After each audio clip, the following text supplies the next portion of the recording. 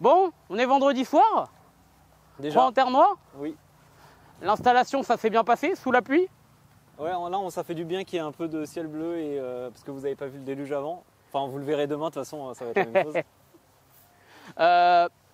Pourquoi cette vidéo impromptue? Est-ce qu'on n'a pas eu une idée conne encore?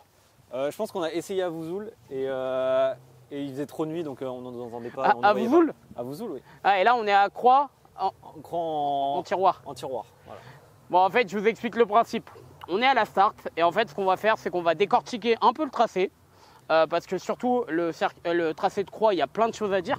Même si on le connaît déjà en soi, c'est un habitué du CFD, il y a eu quand même quelques changements cette année qui sont vachement intéressants et on avait envie de vous emmener avec nous pour découvrir les petits changements et que vous ayez une meilleure perspective que la vue du live, donc ouais. la vue vraiment au sol. On se retrouve maintenant au déclenchement, donc l'un des déclenchements les plus rapides de la saison, on peut le dire. Et vous me voyez ici, je suis à l'ancien déclenchement, enfin l'ancien premier clip en tout cas de ce tracé. Et vous pouvez voir devant moi le nouveau premier clip, le nouveau bandeau comme on l'appelle, directement collé au mur, au gros mur. Pour rappel, ce mur il a été placé non pas pour envoyer les voitures des pilotes à la casse, mais plutôt pour éviter que les spectateurs qui se trouvent juste derrière ces grillages de se prendre des cailloux. Et oui, parce que c'est dangereux. Donc, j'espère qu'il n'y a pas trop de vent, pardon. On évite que les spectateurs se prennent des graviers parce qu'il y a une tribune qui va être installée demain. Qui est juste derrière toi, je la montre. En mettant des murs pour que les pilotes n'aillent pas dans les graviers, mais plutôt s'encastrer dans un mur en béton.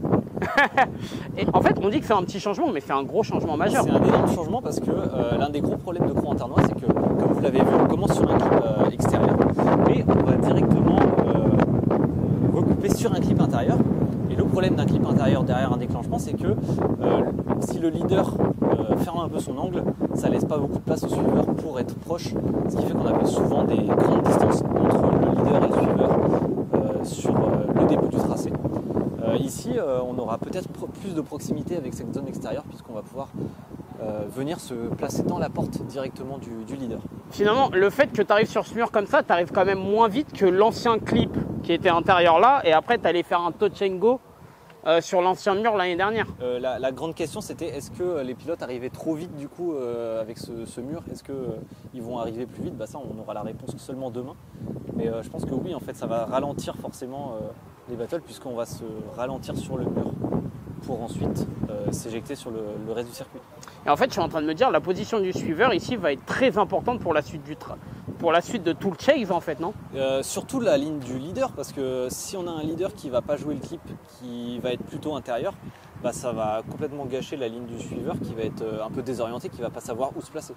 D'accord. Donc la ligne leader va être très importante et je pense que les juges vont y porter beaucoup d'intérêt. Sur les murs ont une particularité et qui est une question de sécurité. On a eu pas mal au Drift Master pour ceux qui ont regardé. Des fois on a des murs qui tombent et puis on vient se taper dans l'autre. Ici on a vu que par sécurité les murs ont été attachés entre eux, très important, et je trouve que c'est une très bonne chose. J'espère que ça va faire son effet, mais en tout cas ce qu'on veut éviter c'est qu'avec un contact, un mur tombe et qu'on vienne s'encastrer directement dans le deuxième mur. Qui ferait 2 fois plus de dégâts quoi. On avait eu le drame qui s'était passé à je ne sais plus le nom du circuit où Axel François s'était cassé un doigt parce qu'il était resté dans son volant et qu'il était arrivé droit dans le mur. Et donc espérons qu'on n'ait pas ce problème ici grâce à ce système de murs attachés si vous voulez. On voit que je n'avais pas vu, mais la outer zone est archi grande. Elle est très Elle va longue. jusqu'à la limite là-bas. Hein. Elle est très très longue et si tu peux venir voir, donc on a le clip qui est pas complètement dans le mur.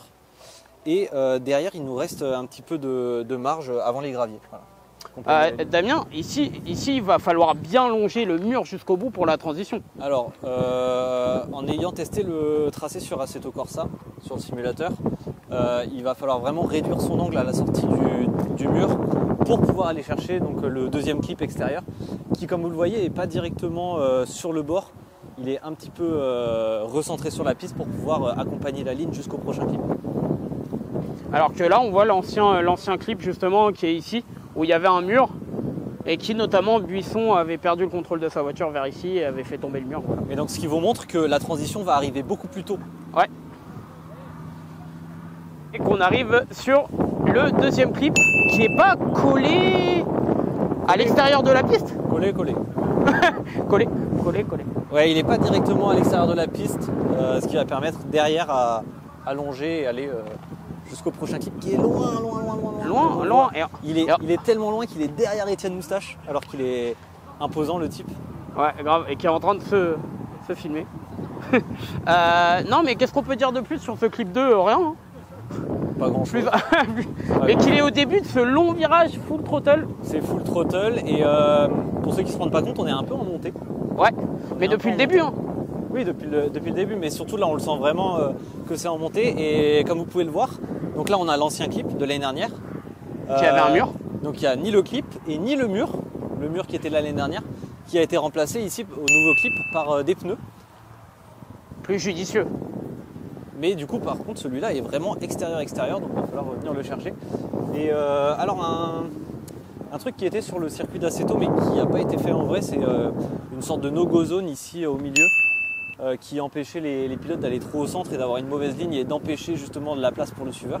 Là elle n'a pas été placée, mais j'imagine qu'au briefing ça va être précisé que il faut avoir une ligne extérieure sur ce virage et non intérieure. Après ici les pilotes ont plus tendance à être intérieur qu'extérieur, il y en a assez peu qui viennent chercher le clip. Je me demande la notation sur ce clip, hein, quand même. Je sais pas. Mais du coup, comme vous pouvez le voir, le prochain clip est très loin. Remets ton doigt, qu'on voit à quel point c'est loin. Comment c'est loin, comme le film? Waouh, comment c'est loin, les pneus ils sont tout petits. Attends, encore? Voilà. Putain, il fait loin. Bon allez, on se donne rendez-vous au prochain clip qui est le plus important de ce tracé. Par contre, ce clip-là, il n'a pas bougé. On est d'accord? Ce clip-là, il n'a pas bougé. Par contre, pareil, on a enlevé les murs qui ont été remplacés par des pneus pour éviter aussi que ce soit dangereux. Moi, j'ai une question. Sur ce clip-là, de l'angle ou pas de l'angle? Je pense que quand tu es arrivé à ce niveau-là, il faut de l'angle. Ouais. Parce que c'est comme ça que tu te freines et que tu as une belle ligne pour recouper intérieur au prochain clip. De toute façon, c'est quand il y a de l'angle que c'est le plus beau ici. Je pense que c'est... Pas backward, mais à la limite, quoi. Mais c'est une vraie zone de décélération. La zone de décélération, elle doit commencer un peu plus haut même. Juste un peu avant. Hein. De toute façon, on le voit où il n'y a pas d'herbe, c'est là où souvent les pilotes sortent un peu. Ouais. Et, par contre, encore une fois, on le voit, il n'y a pas beaucoup de marge par rapport aux pneus entre le bord de la piste et les pneus. Ouais. Donc on va avoir du pare-choc volé, je pense. Ouais. La grosse épingle, le clip inté, où on arrive soit trop large, soit trop intérieur. Et souvent où il y a des portières. Non, c'est ici là. C'est ici où il y a des meurtres. Ouais, c'est ici même. On a vu notamment un Kevin Chosou contre Jason, je crois, ou un truc dans le genre. Je sais plus, je crois que c'était Kevin. Il y avait eu un Boulbès Rocci où il y avait eu un gros contact, je crois. Ouais. Là ici, il faut pas être trop intérieur et mordre. Hein. Sinon, c'est faute. Hein. Ouais. C'est faute. Hein. Et on voit que le clip, il est pas vraiment sur. Il est sur la deuxième moitié. Damien, j'ai une question pour toi.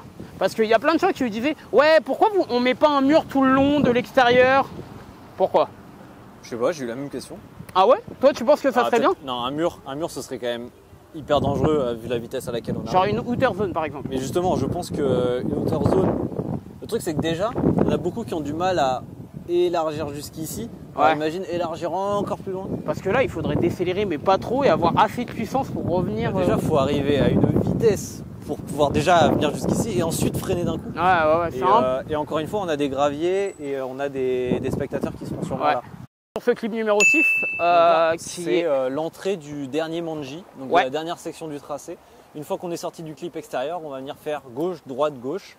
Donc ça, c'est le premier gauche. Le prochain qui est en fait pas comme sur Aceto. Ouais, qui est un peu plus intérieur. Ouais, qui est pas directement contre le rail, donc comme l'année dernière, en fait, il l'avait un peu rapproché du centre. Le Manji qui a été rajouté il y a 1 an.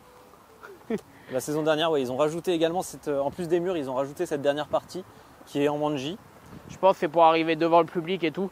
Ouais, parce qu'en fait, le public, il y a une grosse zone de public ici. Yes. Donc pour qu'il y ait du drift jusqu'à devant le public, je pense. Donc voilà, on a cet avant-dernier clip et ce dernier clip qui est en fait vachement loin, on se rend pas compte, hein, mais C'est vachement loin. Franchement, comparé à la manche d'avant, un Vesoul qui était extrêmement petit par rapport au circuit de Croix-en-Ternois. Là, on est vraiment sur un Manji vraiment très long, qui permet de garder de la vitesse aussi. Hein. Bah, du coup, oui, on arrive dernier clip avec beaucoup de vitesse et on en a vu qui se sont fait des frayeurs en sortant un peu large. Hein. Juste là, ouais. Exactement. Bon, bah voilà, on arrive à la finish line de ce tracé. J'espère que la vidéo vous a plu et si ça vous intéresse d'en avoir pour les prochaines manches, bah, n'hésitez pas à nous le dire dans les commentaires. Nous, on aime bien un peu parler des tracés et de ce qui nous intéresse. Donc, laissez-nous savoir. Bah voilà. Bah, abonnez-vous à la chaîne. Abonnez-vous à la chaîne secondaire, au Twitch, à tout ça. On vous fait d'énormes bisous. On vous souhaite un bon week-end de drift parce que cette vidéo sortira samedi matin. Ou cette nuit. Ouais, ou cette nuit.